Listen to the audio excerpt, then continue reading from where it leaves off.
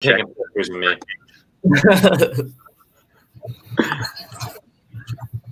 All right. I think we're live. So welcome everyone to the Survivor UConn Season 2 post show.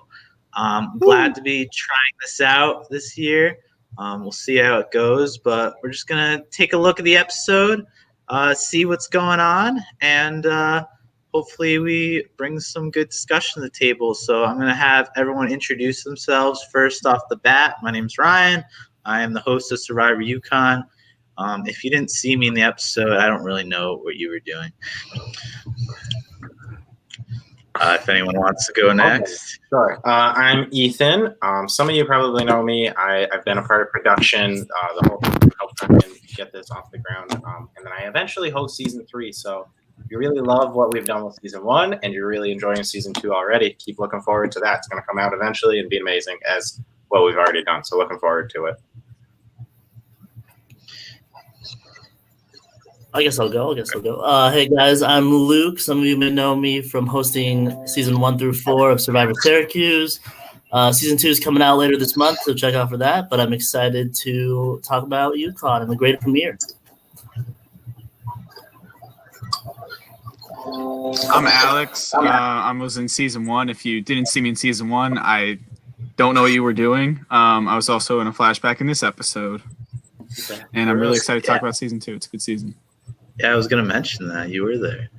All right, so let's get started. So first, I want to congratulate our new editor, Cooper, on a great episode, and congratulate him on relieving me of those duties because it was hell, and I'm not good at it. And Cooper was way better at it, so I'm very happy with how the episode turned out.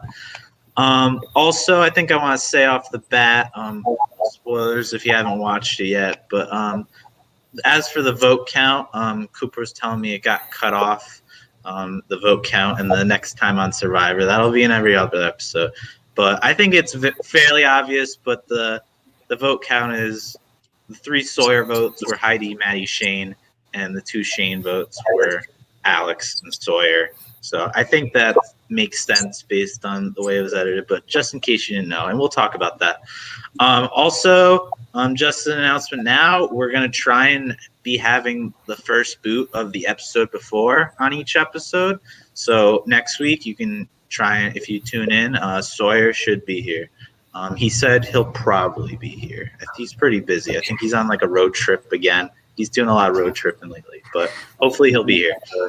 All right, so let's get started. So first off, we get introduced to a few people from the tribes throughout the episode. So we start off with Matt. Matt is a psych major. So in these intros, people talk about their majors a lot. So Matt's a psych major. And a lot of people like to talk about their majors in their intro because that's like a big college thing.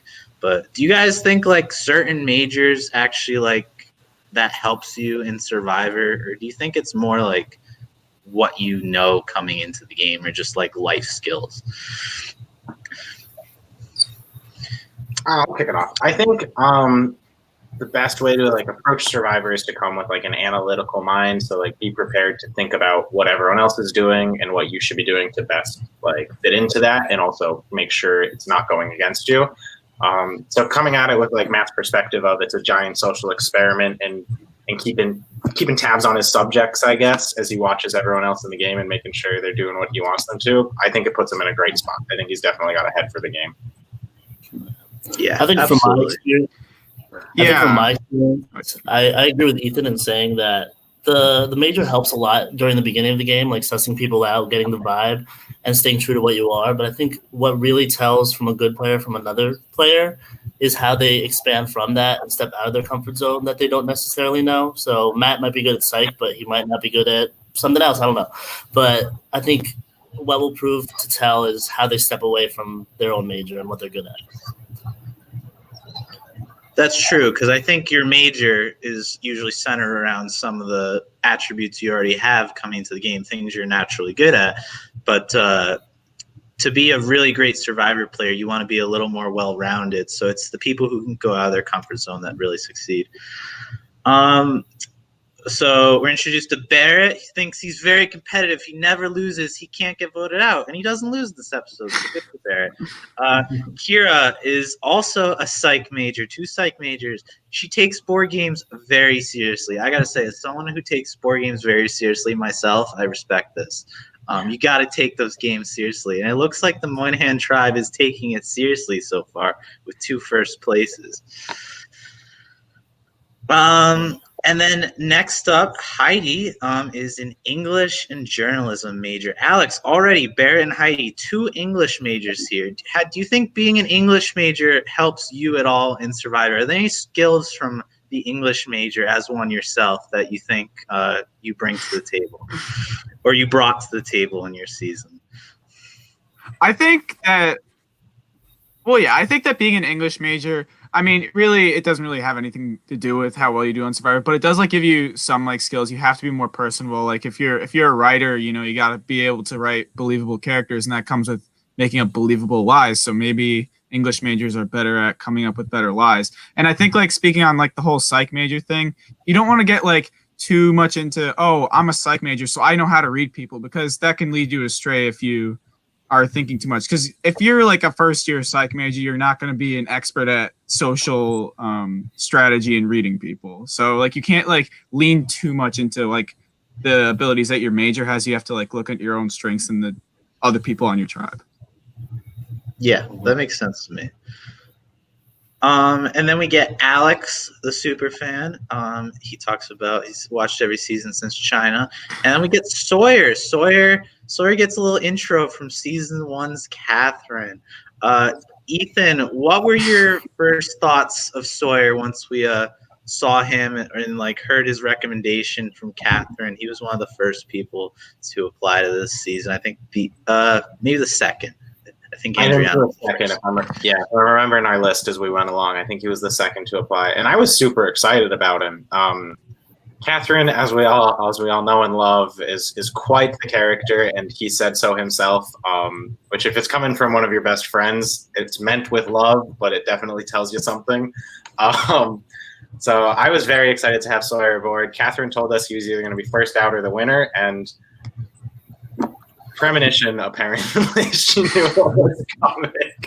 And so it seems like she had it down. And next we have a little intro to Robbie. Robbie talks about he's a super fan. He's ready for blindsides. He's ready for fake idols. I think Robbie seems really intense off the bat. And as we see later, the other players tend to agree. What do you guys think of Robbie's first day impressions? Like just watching him and like of other people talking about him. Oh yeah, he's ready to burn out. I'll say it. Boston Rob, super fan. If I had a boot list going into this, I would say he's next one to go if people get smart or a merge happens. It's just he's put himself out there. You saw it in the challenge. He's just trying too hard, too evidently, and it's just. I mean, I would do the same. Not gonna lie, but you gotta hide it a little bit. But yeah. Yeah, he seems really passionate, but I think everyone sees that passion as well. Yeah, I think Boston Rob Jr. was the perfect moniker for him, and he has the potential to be that early flame out, or maybe he gets to final tribal council twice. We can't tell at first, but I would never want to be as big of a presence as he is. I think he steps really early into the spotlight, which is never exactly what you want to do. It's very hard to manage from that position. So I'm excited to see how he folds out. Yeah. And related to that, we see the tribe dynamic, the tribe split up. Alex? No, you go.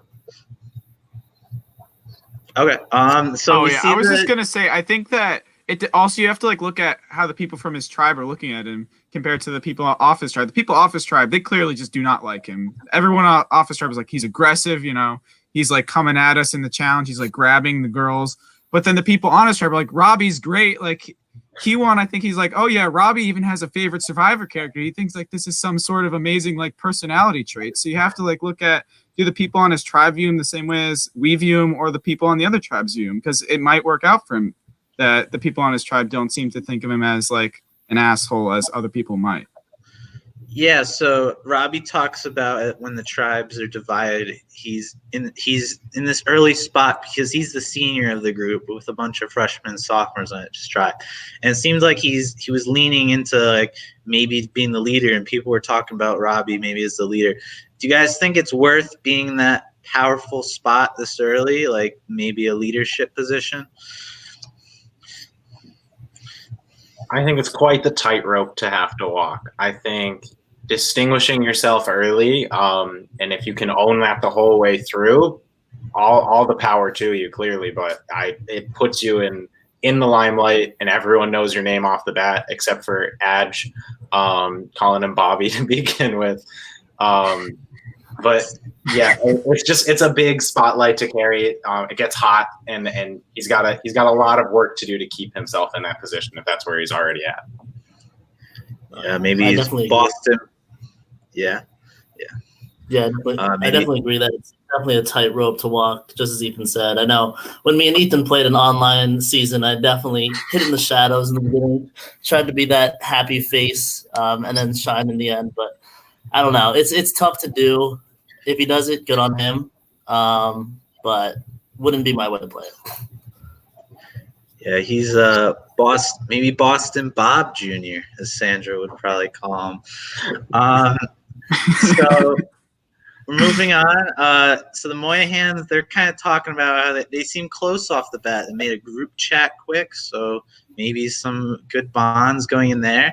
And then Verdufoy is talking about Neil's like, Bijan has a car. Let's go. Like, Neil seems type that Bijan has a car. Do you guys think that's big? Like early game, like in a game with a lot of freshmen sophomores, like, yo, this guy's got a car. Like, do you think that actually like helps your social standing? I think a big insight that I love to talk about in Syracuse is the weather. The weather is as trash as it is in Syracuse and UConn. So, I mean, honestly, if I was playing with Bijan and he had a car, I don't want to walk in that snow all the way to a challenge. So I'd keep him around. So I can see why. Yeah, that would be very pivotal. Yeah, I agree. Yeah, I also think that when you're starting this game, who you're talking to at the start really matters, and where you're walking out of the tribal council or after the challenges, who you're walking with matters. So if Bijan's driving everyone back to their home and he gets to individually drop them off, he's the last person to talk to every single one of them if he's driving them home.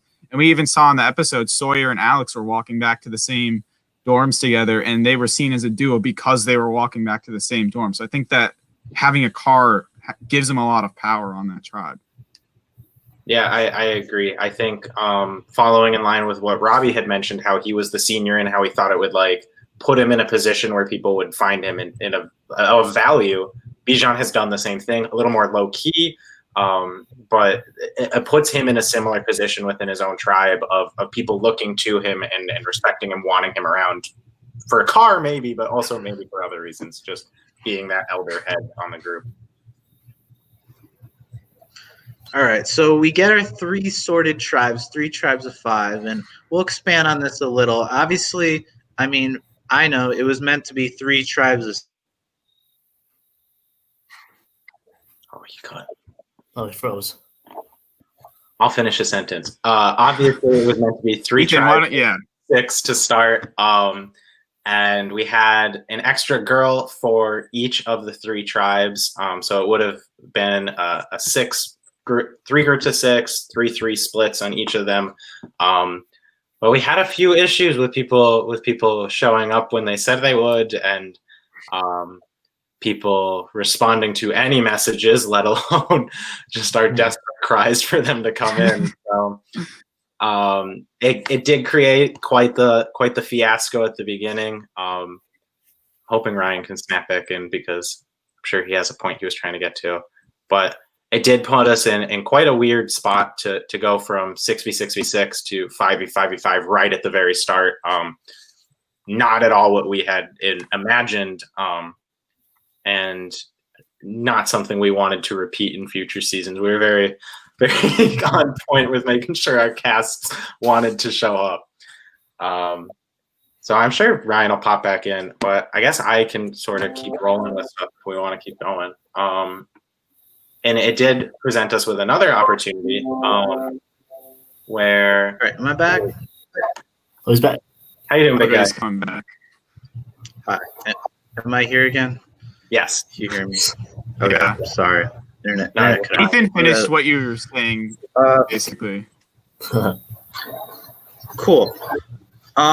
So we get into this next challenge, or this first challenge. It's like a balloon stomping challenge. So some of the highlights I wrote down. Moynihan just dominated this challenge. Moynihan, their tribe as a whole, with Robbie being, I'd say, the key player there, and then Justkilka didn't seem to do too hot, except for Maddie. She was kind of like getting everything. Like it was. I think she 2-on-1'd the Moynihan girls at some point. That was pretty good. And then, what'd you guys think of Bijan trying to trick Kira that her shoe was untied? She fell for it. It seemed like she almost got. Oh, That was a good moment. That was the first act coming before even we get to the evil lair. He already knew what he was doing. Sean was ready to play, and he was not here to make friends. He was here to definitely make plays and moves. And that was his first effort into a fake olive branch, and then just immediately going for the throat. I thought that was an amazing way to get it going. A lot of fun. Not a lot of like real drama, but just a little bit of tea to get it started. Yeah. I also thought it was funny that Kira was like, "Oh yeah, Bijan's gonna let me tie my shoe. That'll probably work out for me." That's a classic newbie survivor mistake. This is a cutthroat game. No shoes left tied. No shoes left untied. I don't know. And briefly, Ethan, you were inside during this whole challenge. Tell us a little about that day. So everyone dressed for the weather except for Shane. For that first challenge, it was very early February in New England. So for those of you who aren't from New England, it's cold as brick and it's awful. We started in the afternoon. The sun was still up. It was long gone by the time we finished. It was windy, and we got to the point where I had to go inside to blow up balloons because it was too cold for the balloons to even stay inflated, for me to even pretend to tie them up for people. So that was a brutal day. I'm glad I got to be inside and missed the action. That was one I was okay with. Yeah. Yeah, you see Maddie, she wins her rounds, so like the balloon, we just don't give her a new one. She stays a new one, but it slowly deflates because it was, I think, related to the cold, like even besides the fact that a balloon delays. It was so cold out. And inaction right there.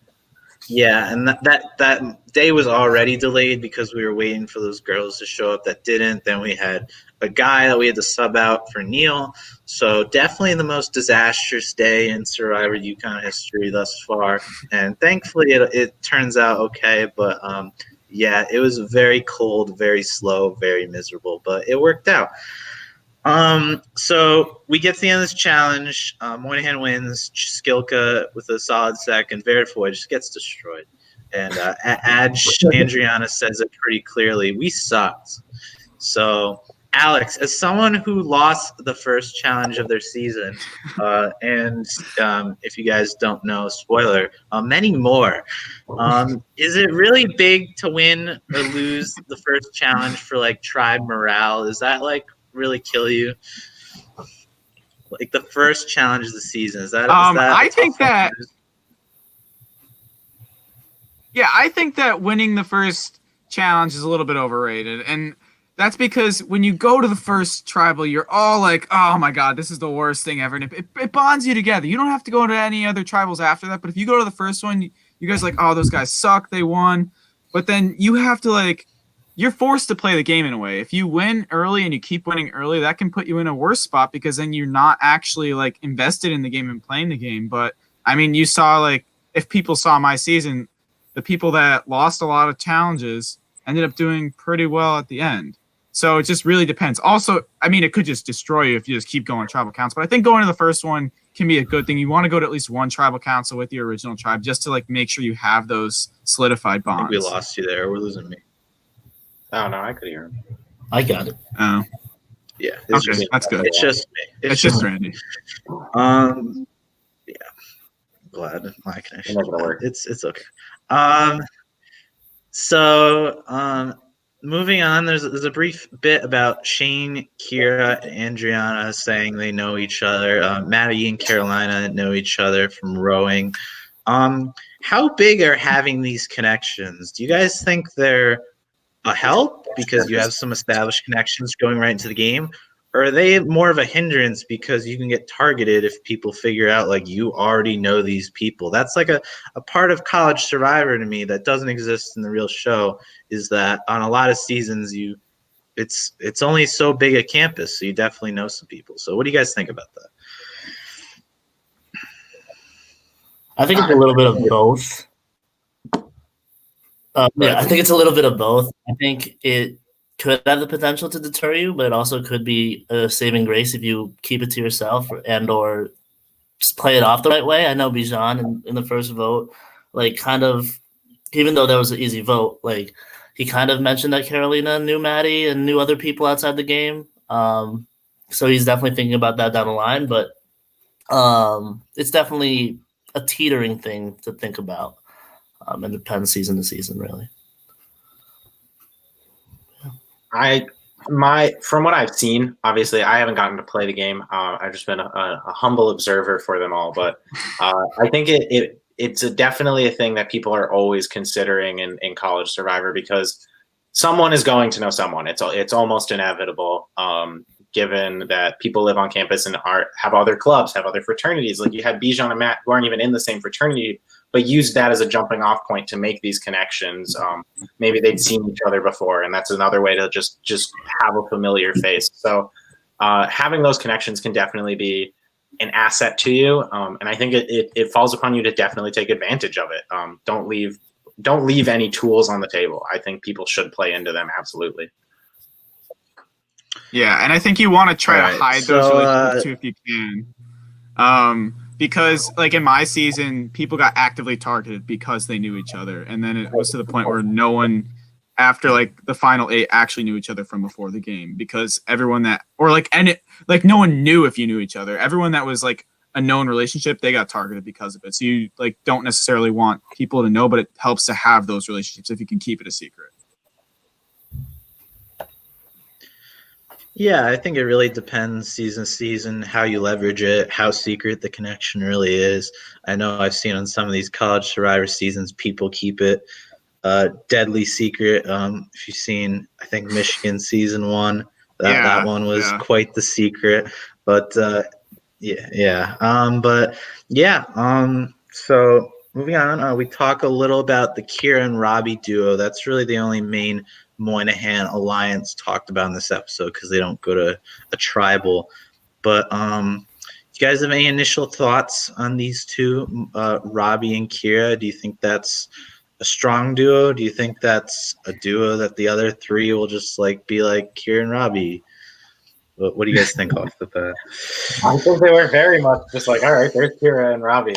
You had Hope say it in the challenge. She's like, Kira and Robbie are up there. They're the 2 most powerful players in our tribe, and she just seemed cool with it. Which, again, I was there, so like I know these things. But just in retrospect, I'm like, why were you just cool with this? Why are you just letting people take these mantles and assume this power position? So it left me. Again, the 2 of them in the spotlight, blown away by what happens with that arc. I don't want to lean into it too much, obviously, because we have a lot to show with it. But I don't know. It just feels like people are aware of it and they're okay with it, which is not how I would play the game. Yeah, I was personally friends with Kiwan before, so I was talking to him at this point, and after the first challenge, I'm like, Kiwan, so what do you think of the people on the tribe? And he's like, oh, yeah, like I really like Robbie because he knows a lot about Survivor. And like Robbie and Kira are the 2 people that like the people on the tribe, they know that they're Survivor fans. And I don't think the rest of them really watch Survivor. So they were looking at Robbie and Kira at this point as, oh, they can help us with the challenges. And maybe like that's why they're not talking about, oh, we need to target them, because they see them as someone that can help them. Yeah, and I think that's definitely something new players can sometimes lean into in these college survivors is, they recognize someone who knows things.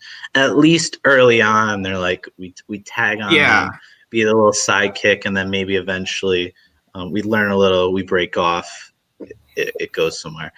But just moving on, just so we're pacing ourselves. Bit of a Moynihan idol montage, but nothing really comes of it except for the fact that Robbie has the clues memorized, I guess. And Alex, you make the episode. You have a little flashback. I did. When you found the idol. Yeah, it's pretty cool. Congrats on that. Too bad about what happens with that idol, but look, it all worked out in the end, Grandy. I don't know. It all worked out in the end. So then we go to Verdufoy. Before their tribal, we're looking at Matt, Andriana, and Bijan a little, and then right after the tribal, there's a little shot of them too. But we'll just put this together because the tribal's not that important, but they seem to be the most strategic three of Verdufoy based on what they said. Verdufoy being the blue tribe. Off the bat, do you guys think this trio has potential to last, or do you think no? I think they do. I think Bijan is a G. Matt is a superhero in and of himself. I don't know how to pronounce her name, but I'm sorry if she's watching. I call her AD during the season, but AD is a strategic Matt. I think these three, plus 2 out of the 3 being POCs, as I'm famously POC, are going to do well. I think they're going to do well. And I think Neil is also there to stay because I like Neil and he seems like a goon. But yeah, no, I think they'll do well. I think they'll go far. And yeah. Yeah, I did think it was interesting though that Adge was like, I don't necessarily want to keep Bijan around. So like maybe she's thinking, I'll work with Bijan now because these other goons on the tribe aren't going to be worth it. But if it's like a merge or a swap, I'm going to have to cut him. So that's something that we might have to like look out for. Right. I definitely think that could be something that comes up. You had Matt and Bijan who were the last 2 in the car, and both were upfront about wanting to work with each other in that sense. So it sort of feels like Adge is a 3, and Adge saying that she doesn't want to keep Bijan around makes me feel like she's self-aware that she's a 3 to that. So there's definitely reason for the 3 to work together, especially in a tribe of 5 to begin, but I could 100% see it splitting up and causing a little bit of chaos. Should there be a swap or a merge coming around? Yeah, we definitely see Bijan and Andriana both saying like, "Oh, Matt's my guy. I don't know about the other one." So it looks like Matt of the blue Verdufoys so far is kind of like in that best position. I feel like no one is really targeting Matt, and maybe Bijan and Andriana aren't targeting each other off the bat, but they seem kind of wary for sure. So we get to tribal. Not much to say about that. Easy. Amanda vote. Rip Amanda and Chelsea and Katie were the other 2. Take it back. But is she coming? Yeah, she's not coming to the next post show. I don't think. I feel like we could get Chelsea. We could get Chelsea back in. Yeah. Maybe. Do you get so Bijan like before the vote? He's like, I don't know, maybe I'll work with Amanda. Do you think Bijan was? He's like, I don't know, I'd vote out me if I like. Bijan's adding some suspense to probably the easiest tribal of all time. So I thought that was kind of funny. So yeah, the girls are removed from the other 2 tribes. Obviously, it sucks that Verdufoy kind of gets the buffer. I felt kind of bad about that at the time, but there really wasn't another way to do it. So Verdufoy gets lucky that round, and we move on with the game. We're at 15. So plus we get graced by the Neil. Exactly. Big Neil. Exactly. Yeah, Neil's great. So we talked about the Andriana, Bijan, Matt, but I got to call out Bijan here. He talks about how he was on a diet, and they go right to the dining hall, and he's eating his chicken, but he's drinking soda. He's gonna be mad when he sees this that you're calling. I know. I love that. Trust me, I've been on many diets and gotten the finals the same day, so I'm sorry. I just thought that was funny. It's a diet soda, Ryan. Come on. I saw him eating his chicken cutlets, so he was fine. But I'm sure he did that diet well. But the soda just cracked me. So there's a bit of talk there. They're debating between Neil and Carolina. I think I wrote down Andriana prefers Neil, Bijan, Carolina, but they're kind of back and forth. Doesn't seem to land on anything. And then Andriana kind of calls him controlling. Doesn't want Bijan in the game too long. So that's what we talked about. They seem to have like a bit at odds, but for now they're together. And then we get to Justkilka, the Green Tribe. We talk. There's a little strategy from them before the next challenge, and this Sawyer and Alex duo forms, which is interesting duo because they start talking about targeting Shane right off the bat. And I think I wrote this later. So I wrote later, Sawyer says in his confessional he wants to vote out the person who's the most sociable, likable, and he doesn't say this, but Shane is pretty much the most physical guy on the tribe. I would say Shane and Maddie being the two most physical in the tribe. So if he's the most likable and he's the most physical and he's the most sociable, why does Sawyer want to vote him out? What do you guys think? My first reaction to that is surprise because early game, typical Survivor, you want to keep the people who are going to help you in challenges off the bat. You want to lean into those strengths, and Shane is like 5'10" and can almost dunk. The kid is an athletic monster, knowing him in reality. So he was someone I would want on my tribe. I was surprised by Sawyer and Alex just aiming at him from the very beginning. But at the same time, I do also get it. If Sawyer can knock him out, perhaps that shifts him into that same spot where people then want to keep him, where he's very likable and sociable, because Sawyer is a very charming individual. And I sort of get where he's going with that, wanting to take over that role. Yeah, I thought it was interesting, though, because whenever Sawyer was talking to Heidi, she obviously did not want to vote out Sawyer and was like giving so many like physical and like verbal cues. Oh, yes, Shane.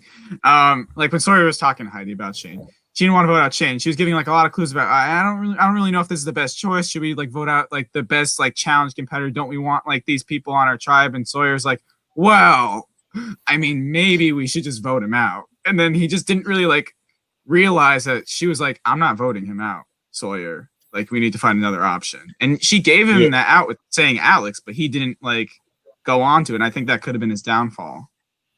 Mm-hmm. Yeah, there's definitely verbal cues in these strategic conversations where people aren't going to outright tell you like, oh, I don't want to vote them, because especially in a tribe this small, things can go wrong so easily. But I think you definitely got to understand sometimes when you're guiding the conversation one way and someone's just like throwing brick walls up. You gotta take a sec and realize maybe this isn't working and I gotta reevaluate. So yeah, Sawyer Alex duo forms. Alex talks about Shane and how like zany he is a bit. There's a little clip of Shane trying to punch me in the face. It was funny. There's a clip of him hugging Mark from season 1. It was a nice segment. And then Shane talks about Alex. He says he's the weak link. He calls him because of how quiet he is. So obviously Alex, Shane are big names for votes this episode, and that lands on Sawyer by the end. But do you guys think it's worth going for the strong player quick or this quiet player? Should they have just focused on Alex? I guess what I'm asking. We'll talk about this a little more later, but we'll get to this later. Actually, let's hold this one off till the end. So I just realized it fits better at the end. I have the same question there. So Heidi and Sawyer talk, and we already said that doesn't seem to go well. Chris, I see your questions. I was actually going to say I lost track, but we'll do questions at the end. So if anyone else is in chat and has questions, we'll target some at the end. I'm just trying to keep the pacing here. I don't want to put them up in the middle. But yeah, I see your questions. So yeah, heading right into the blindfold challenge. So this is a great challenge. I love this one. Matt thinks having Andriana as the one girl caller is a good idea because she has a loud voice and the other two callers are guys and her like female voice might stand out more. I thought this was smart. I didn't realize this happened at the time. Yeah, that's a 40 chess right there, that's for sure. Exactly. That is the 4D chess play. He had the notes written out and everything. He knew what was going on. Man's thinking move. Yeah, it's always cool when you see like a challenge strategy in Survivor because usually it's just like, oh, we'll just do the challenge and we'll do our best. But like when you see people come up with like clever like ideas of how to like game the challenge, I thought it was really smart of him to do that. You could even see in the challenge when like Sawyer was yelling things, people couldn't really tell if they were talking to him or whatever. So it was like really smart of them. And I think they were like the first tribe to get out of that part, or the second tribe. They were, or were they the last? No, they were the second tribe, I think, to get out. So they got out like before the last tribe got out. So like worked out for them. It's hard to tell from the edit, but in real time, all three tribes were within about 6 or 7 seconds of each other finishing the blindfold section. It was really, really as close to even as possible getting inside. It was impressive, and then it ended up being those classic Survivor challenges where all that really mattered was the puzzle by the end because it took 20 minutes. So and when there's but it was fun to watch. So but that one specifically reminded me of the show where they have this like long obstacle course and then there's like a 20-minute puzzle, so the obstacle course doesn't matter when there's a 10-second difference. So highlights of this challenge to me were Shane just screaming a lot. Kira and Hope almost set off the emergency alarm. They have the button you click on campus to like keep students safe. And Kira specifically, I think, had her hand all over the button. What were we feeling in that moment, Ethan? You were recording that one. I was recording those two, and as production, we don't help contestants. We keep the game as close to legitimate as we can and as fair as it can be. We don't touch them. We don't give them aids in any way. I literally had to pull these two girls off of that because they walked back to it a second time, and like Kira was going like this. I'm like, please, for the love of God. Off camera, don't set off the alarm. Interaction with the police department on campus. I was not in the mood for a second, so I grabbed them and moved them to a different spot to try again. That was something. Yeah, that was high stress for me. Awesome. Looks like we have Andriana in chat as well. Hello. So, and then a lot of walking into bushes, specifically Neil and Matt, I think were walking in a lot of bushes. And Shane hit a few branches. And then every team kind of comes out of it even. And then Moynihan and Verdufoy run right past where we have the puzzles down the hallway. And so Justkilka, who was the last to finish the blindfolds, is suddenly in first. And no one was happy to hear that. Because I think we had the puzzles during the demonstration down the hallway. And then I think we told them that we moved them, but I guess people didn't listen too well because there was a lot of adrenaline. So that was good. But we told them. They don't listen. That's true. Usually the answer is they don't listen. Usually. Yep. So so Verdufoy, Red Moynihan's finished first again. Most of that puzzle's cut out because it's long and unfortunate. And then Verdufoy finishes right after. I do want to say what didn't make the episode is Moynihan destroyed both the tribes. Like Verdufoy is like they finish. They were having tons of trouble as well. The thing is with this challenge is we tested it with my friend John at the tribe at the time, and John finished it in like 5-10 minutes, and we were like, nice, that's a reasonable puzzle time. And then none of the tribes were even close to that. I think like working together on a puzzle like that actually hurts like the way you're working on it. Like, do you guys think to me, like, I don't know if you've had experience with this, like with any like puzzle challenges during Syracuse, Luke, but I find like sometimes the team puzzle challenge, there's a lot of voices talking over each other, and it just kind of like hurts the progress. No, yeah, 100%. I've seen it in my first season, literally, honestly. So yeah, I definitely sometimes even put the puzzle to be 2 or 3 people just so that that teamwork kind of aspect is added onto the challenge, not just one person getting that spot. I don't know.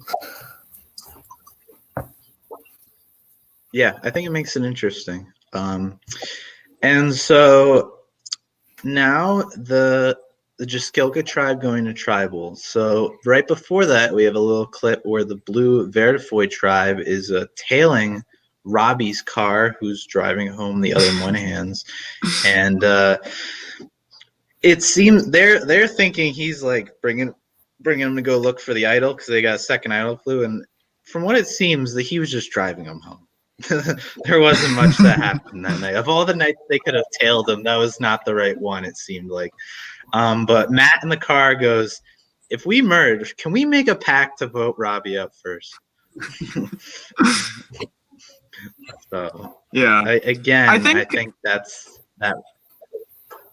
I think it's interesting though, because if the Moynihan tribe is aware that the other tribes don't like Robbie, it's like obviously we're going to keep this guy around because they're going to vote him out before us.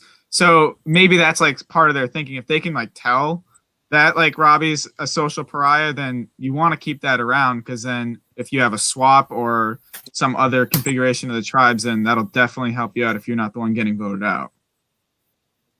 Good vocab word, Alex. Thank you. I am an English major.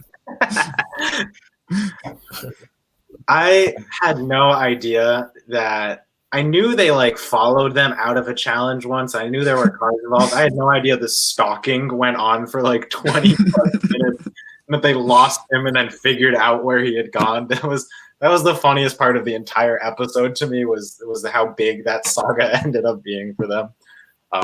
So that was a lot of fun, actually, first time. Yeah. So then we get into Justkilka, trying to talk about things after.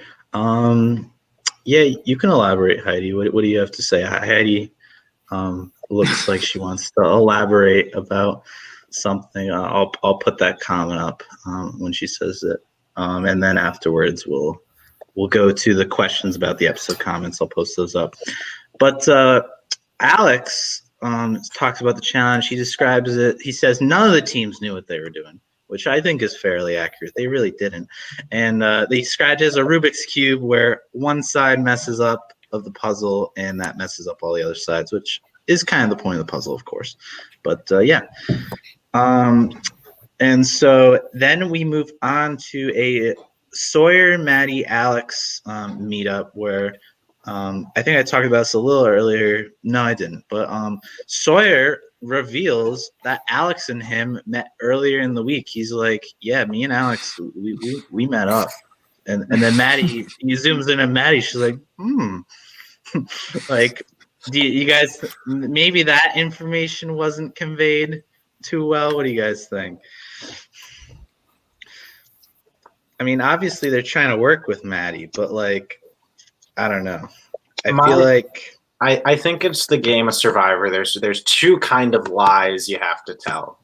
There are necessary lies where they're mostly just like little fibs. So like that situation, I would not have said like, oh yeah, me and Alex are tight. We've met up and like made plans already. I would want to make it seem as if it were a group of 3 rather than 2 trying to fit someone else in.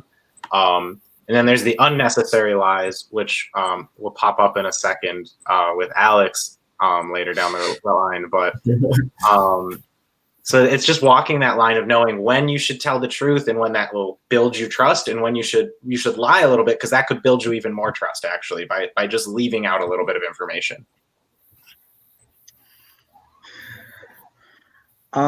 So they're trying to pull Maddie in, and Maddie does not seem down. In the conversation, she's rolling with the punches, but not looking good right there. So Maddie already in a tough spot, enjoying the Sawyer-Alex duo. And like I talked about earlier, this is where Sawyer says he wants to vote out the person who's the most sociable and likable. He's describing Shane, and then he's like, "I want him out," and I'm like, maybe that's not the best idea, as we see. And then we get to this part where Heidi has her sheet of notes. And I got to say, when this happened live, this was I was so shocked that someone brought like a full thing of notes, like color coordinated to the challenge. I mean, Heidi's someone who's not a fan of Survivor coming into the season. She's learning about it as we go. I think she's like, oh, this is like Total Drama Island towards the beginning of the episode. But she brings in the sheet where she's like detailing everything so she can say it in confessional. I'm like, wow, this is cute. This is funny. And obviously she seems to have things worked out off the bat. It's definitely just one of those things that, yeah. Didn't Zubin have a sheet of notes in season 1? Is this erasure of Zubin right now? Did he have a sheet? I thought he had the whiteboard. Yeah, he brought it to like the thing, and he was like, he had like basically a similar thing. He did bring don't erase Zubin's contributions. I feel like that was Zubin. That might have been my wife. I can't remember if that was my whiteboard or Zubin's. I feel like it was mine, and I gave it to Zubin. But and then he started doing that stuff. But yes, I do remember Zubin with the whiteboard. I think this was a little different because Heidi had she had like 2 pages of detailed notes. It was crazy. But I like how she didn't even talk about the Alex lie. You had to be like, "What's up with like the thing on the bottom of the paper about what is Alex's problem?" I just saw it very big in letters, so we had to get it out. But that was my other point of the unnecessary lies category of you didn't have to say, like, if there's other sources that could conflict what you got going on, there's no point in lying about who was there because it's going to come back to you. Let's see what Heidi does. All right, and we see from Heidi, she says, I was off put by Sawyer going so hard so fast. I didn't like that he had a boot in mind before we had even lost the challenge. I also didn't appreciate that my boot pick, Alex, fell on deaf ears. So I think that's what we end up seeing in like something that happens because of Sawyer's actions is that like even if Shane didn't get voted out, it seemed like Alex at first was like this easy like vote out. He's quiet. He's maybe not connecting with everyone. So at the very least, maybe it would have been 3-2 Alex. But I think to me, like Sawyer was so aggressive and not even like weighing the options or letting people speak for themselves as much that he shot himself in the foot in terms of just surviving another day. Yeah, I don't think that Sawyer would have been the first boot if he didn't go so gung-ho. I think that the 3 that voted together probably would have voted for Alex because he was the quietest person. But because Sawyer really wanted to vote for Shane, it just like ruffled too many feathers. Yeah. Yeah, Shane was definitely the worst person to go for off the bat. And although he obviously had Alex on his side, you need 3 to establish this thing. And it just seemed like they were tight and they knew they were tight. And then they were like, oh, Maddie probably, Heidi probably. And, you need 3. So they didn't get 3 and that was it. But,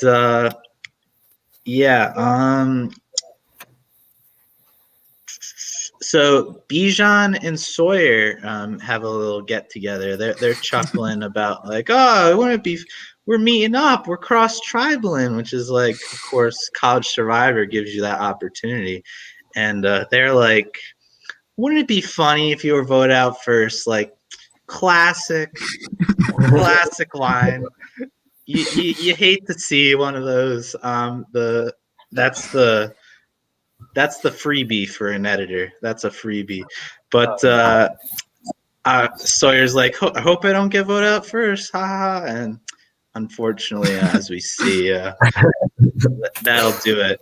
And then to finish off, or not to finish off, a little bit more, we have Heidi's parchment is labeled "Keeping Up with the Justkilka Tribe." I thought that was a good one. I guess our reality queens are in everyone's minds, and then we have this last conversation with Alex and Heidi before Tribal.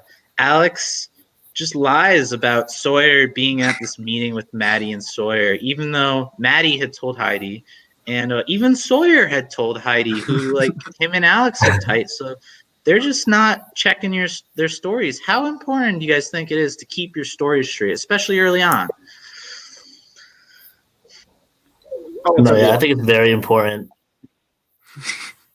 I think it goes back to what Ethan said, the lies and the necessary lies. You have to double check on what you're saying, and if you don't know, don't say anything. That will give it away. Don't just take a shot in the dark. But it's gonna be very interesting to see how Alex comes back from this, if he is able to. Yeah. Yeah, and it's even easier, I'd say, on a college campus where you have access to your phone and you can shoot someone a text quick, like, "Hey, have you told this guy this something, or can I tell this person this?" On the island, you don't have that access. You gotta keep tabs in person. So it's definitely something. That's definitely a early mistake that is one of the many reasons that cost Alex and Sawyer the vote going their way. So we get to Tribal, and there's a little talk about Sawyer being the caller. Do you guys think Sawyer, Barrett, Andriana did good jobs in the challenge from what you saw, or do you think they did bad jobs? Do you think they had an average jobs? Couldn't tell. What do you guys think from what you saw? I think Shane would argue it wasn't a great job given the number of trees he walked into. But ultimately, I don't think challenge performance had a thing to do with how this vote panned out. I think it was very, very even coming out of the blindfold stages, and I don't think that was a factor they were really going after for deciding what ended up happening. Again, except for maybe Shane with the tree to the face and the thorn to the leg. Yeah. I feel like when you're in a challenge that everyone comes out of the first part even, and then there's 20 minutes on a puzzle, I think you would probably be looking more at the people doing the puzzle that took 20 minutes and didn't end up solving it, not the person that was dead even with the other people. Yeah, and Justkilka only had half a puzzle done. They didn't even have all of their pieces on the board to like manipulate. They only had like 3 or 4 down when it was wrapped up. They were not even close. I don't mean to be rude, but they weren't. I think they had the entire thing except for like 2 at one point, but then they switched it and entirely messed up their whole board. So they were like very close at some point, but then totally screwed their whole board up and never got close again after that. I mean, that's how that type of challenge goes. Math challenges are not my fault. Definitely not. Math and memory is not where it's at for me. Oh, yeah. No way. So there's talk at this tribal that the Justkilkas touch on Moynihan being this tribe to beat. Do you guys think it's intimidating, especially in a 3-tribe season, when one tribe gets first place twice off the bat? Is that already a target on that tribe from the other 2 tribes? If you were on one of those 2 tribes, are you immediately like worried about those guys?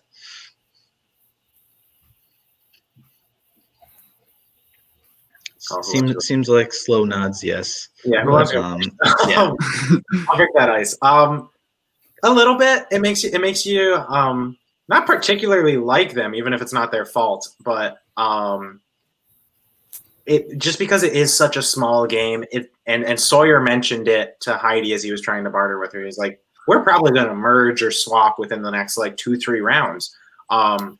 So it does sort of make you not want to work with the Moynihan group, but at the same time, it doesn't make you necessarily fear them because they're not going to be a group for that long. You have to figure the game is going to get shaken up soon. So it's in the back of your mind, but I don't necessarily think it's a fearful position to put them in. Yeah, it's one of those things where if you go on a swap and they still are like a fully intact tribe, and you're like, well, maybe I don't want like half the tribe of the merge to be this Moynihan tribe, then maybe in the swap, like you start targeting them. But I mean, at this point, it's hard to tell because they could just lose the next couple challenges and then it won't even be a factor.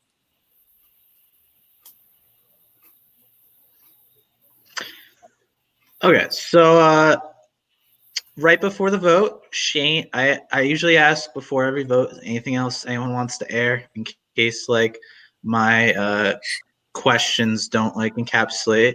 And then Shane airs some things. This is rare. Oh, he cut out again. Oh no! In a second. I think Shane was the first person to ever say yes at that point. Before we go to vote, like, yeah, I want to get something. Yeah.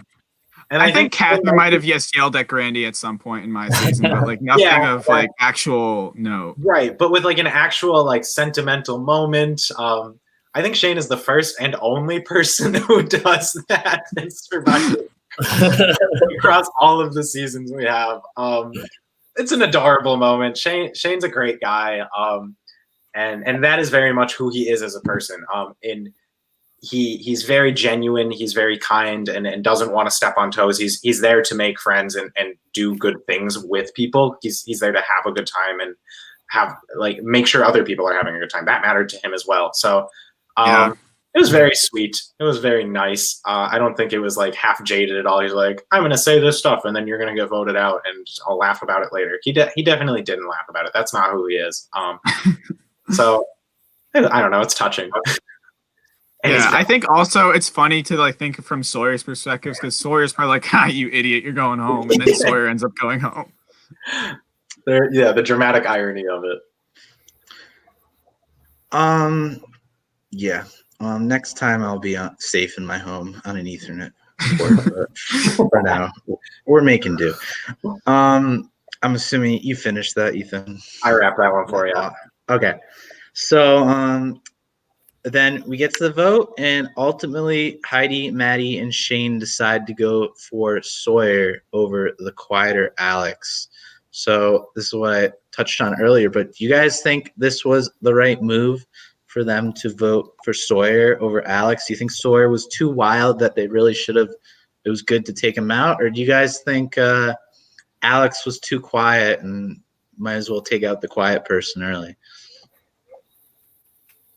I personally think it was the right move. I think Sawyer's a gamer. I feel like he played hard, and he played hard with gumption. And I wouldn't want to sit around that. Might as well get him out now while he still have the numbers. Alex, I feel like, is more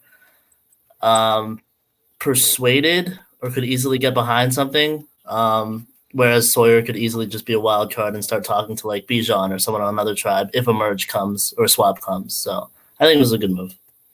Yeah, I think at this point in the game, you're thinking about who is going to be like good for me in a swap or a merge, and you're not going to keep the person that's like already targeting you right off the bat. So if you're Shane, you're like, I'm definitely voting out Sawyer right now because Alex, he's not going to be vocally saying, oh, I want to vote out Shane. Sawyer's definitely going to be like, oh, I want to vote out Shane.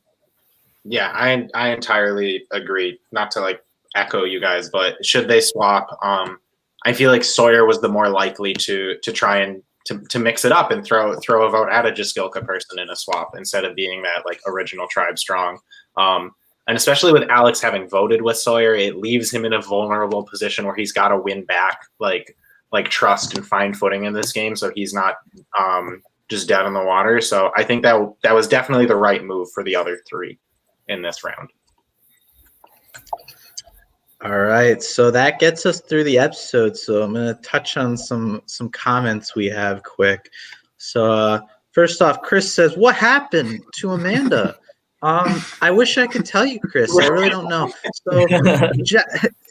So generally, what we think happened is one of the three girls, Katie, she said she couldn't make it to the challenge, like on the challenge date, and she said it like pretty late, like pretty close to the challenge time. And I was like, okay, we really can't move the challenge, so we're just gonna have to move on. And so then Katie, Amanda, and Chelsea, the three girls that didn't show up, they were all friends I knew from their applications. So basically, what we assume happened is Katie realized she was going to have to dip or didn't want to do it anymore. And the other two were like, boop, not interested anymore. But I didn't recognize that it would be that big a deal until obviously it was too late that day. And we were like, where is everyone? And we messaged them, of course. And just they avoid me at all costs. I've never seen them on campus since. I mean, I wouldn't know what they looked like. We didn't start doing interviews till season 3. So, yeah, rip Amanda, Chelsea, Katie. They're forever a Survivor UConn meme. Yeah. We do reference them fairly often for our own meme's sake. No idea what happened with them. And like Ryan had mentioned earlier, we were supposed to have a different guy than Neil playing for Verdufoy. We had this guy named Kevin, who we were super excited to have on board. He'd applied for season 1, and then it just didn't work out. So then he was like, season 2, and we're like, definitely, you've got a spot for it. And then day of, he's like, yeah, I'm not coming. And we're like, all right, you're not coming. That's it. Bye. Yeah. So we hop on the phone and pull in Neil, and that was a very high-strung day with the weather already being as awful as it was to make it difficult, and the people who just didn't come to make it that much more difficult. But it worked out in the end. This is definitely a season worth sticking through. I promise that's the worst moments of it. Was the very It's the worst moments of Survivor UConn. It was. I can't tell you how close to an aneurysm I was during that moments. It was a very frustrating day, and being like 25, 30 degrees and very windy did not help the mood. I would have traveled 4 hours to play.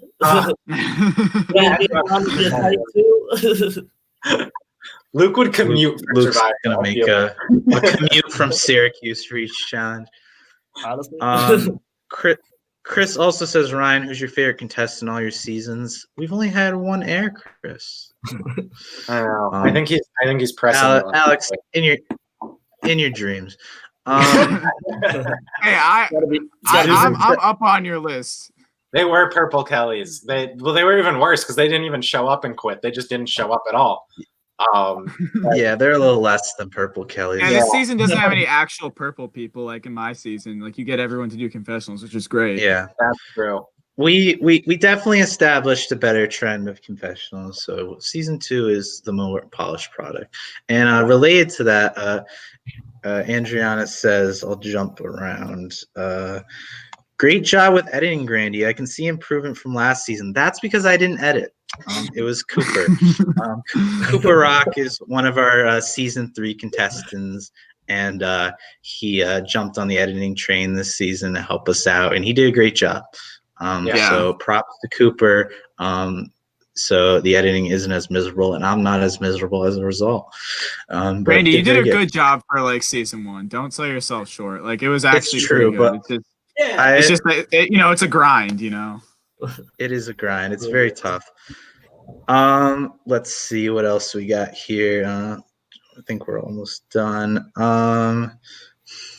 Bijan says, Adj, when you called me controlling, I gasped. Like the T, wow, you were not wrong.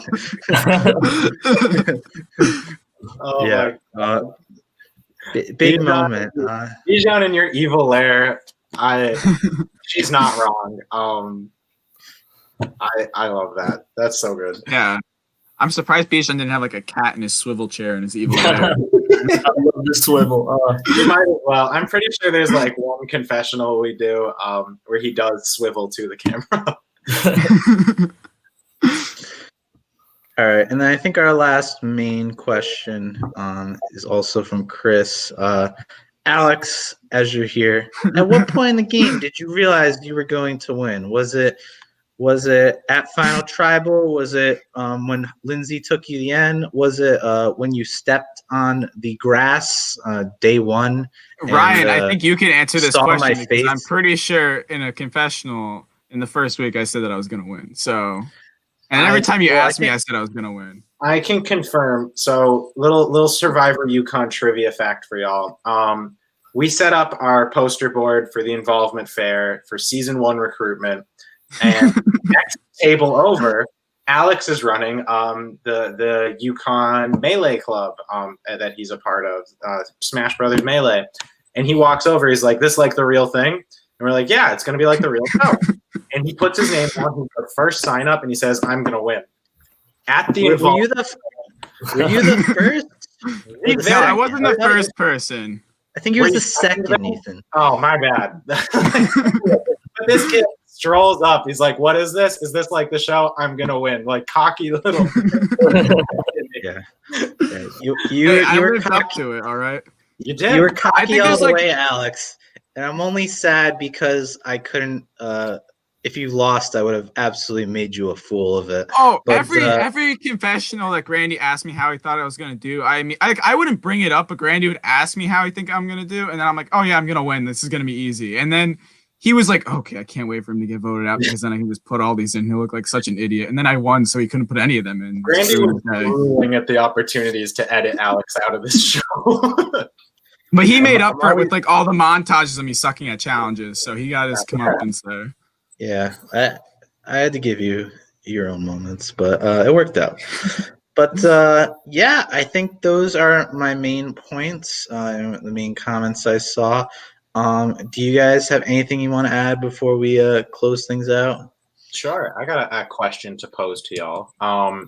Right now, from each tribe we'll start because we have 3 tribes going in different directions at the beginning.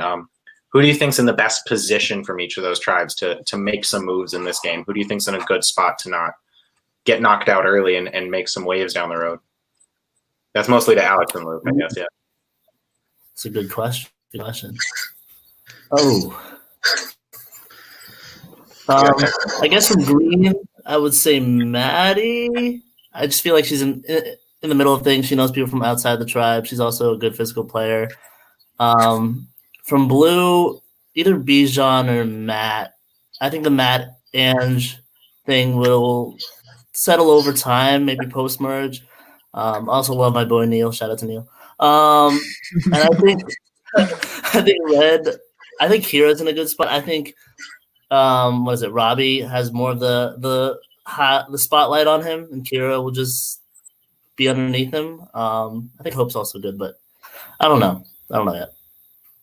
Yeah, I think the person in the best spot right now on any tribe is probably Matt because he's in the middle of like the power alliance on his tribe. Red's like too spread out to really know what's going to happen there, and then Green, Alex is in the worst spot. Who knows who's in the best spot? Yeah, I think that's fairly accurate. That's what I'd get out of the first episode. I'll leave it at that. Luke, I'm just going to pose this question to you only. Do you have a winner pick based off this first episode? Of course I do, Brandon. It's going to be Neil. I have the notes right here on my laptop. So this is a bold winner's pick, but I'm a man of hot takes. I have a final 5. Oh, I told you he'd come prepared. Let's hear it. I think coming in 5th, I have Shane, which I don't know if that's going to mull over well. I'm still thinking about that. I have 4th, I have Hope. And then 3rd, the final 3, I have all Blue Tribe members. I have Neil in 3rd, Bijan in 2nd, and then Matt in 1st. All right. I think Bijan and my hottest take, Bijan and Edge will beef over sometime, and then Matt will take the crown at the end. But we'll see. Is this Neil 3rd place or Neil final juror? I think Neil. Oh man! Now that it's a 15 season, is there gonna be a final 3? If there's a final 3, I think Neil is the GOAT you take to the final 3. Maybe he's final 2. You're so high on him. But okay, Neil reminds me of my own dear friend Mitch Vargas. King Mitch. Mitch Vargas plays in our season 2. He's a great guy. A hell of a person, but he has no chance of winning. It's not wrong. Mitch was in the game me and Luke played, and I fell in love with the kid in the 3 rounds he lasted. We never played together on the same tribe, but Mitch is just such a character. I get why. The comp to Neil is real. Like that's accurate. I check out season 2 of Survivor Syracuse with Mitch Vargas. He's a good guy. Yeah. So as we outro, I was just gonna give you that segment to talk about it. So Luke, anything else you want to talk about season 2? What's the date for that? Yeah, season 2 is in 2 weeks and 2 days, October 22nd. It figures to be a great season. Snakes and Secrets is the title line, so definitely a lot of snakes and or secrets. And we figure to have something like this after the show. If you guys or other people in the college survivor community would like to do a stream, but it figures to be a good season. I'm really excited for it. And yeah, check it out, October 22nd. Awesome. Absolutely. Are there more snakes or more secrets? Ooh, I guess you have to find out and watch. All right, I guess so. I'm gonna go snake. Alex, anything you want to end off on? I mean, if you haven't seen season 1 of Survivor UConn, it's all out there. It's pretty good. I mean, if you've watched this, it was spoiled for you if you haven't seen it, but you'll be watching, you'll be confused at how it's even possible that I won. So you just need to watch it. I was there the whole time. Well, we're still confused. How did you get here? That was recorded. People commonly don't understand how I win these kinds of games. They're just like, what? How did that happen? Hi, kid. Alex was great, but you got to see the journey. It's all part of the fun. Season 1 up on YouTube. Check us out, Survivor UConn. You're already here. Definitely worth your time to. You got a week to binge. We'll see you guys in a week for episode 2. Bye then. I dare you. Zubin was wrong. Yeah. Zubin was wrong. So that's going to wrap things up for this episode. Thank you, everyone who tuned in and or watched or is going to watch this afterwards. I just see Andrea saying quick, Granny, you should have the people voted out in the after show. They're going to be. Sawyer is going to be on the next episode. And everyone that gets voted out, I'm in the middle of messaging most of them, but they are going to be on the episode after is the way I'm going to do it. So yeah, hopefully we will see Sawyer next week. He said maybe. He's busy. I know the boot after told me he's good, but Sawyer's a probably. He told me I think 80% yes. So we will hopefully catch Sawyer next week. And I also want to announce we're going to have Cooper from Survivor Michigan next week. Cooper. Nice. And we should also have Lindsay from season 1 of Survivor UConn. So those will be our 2 guests with myself and Ethan.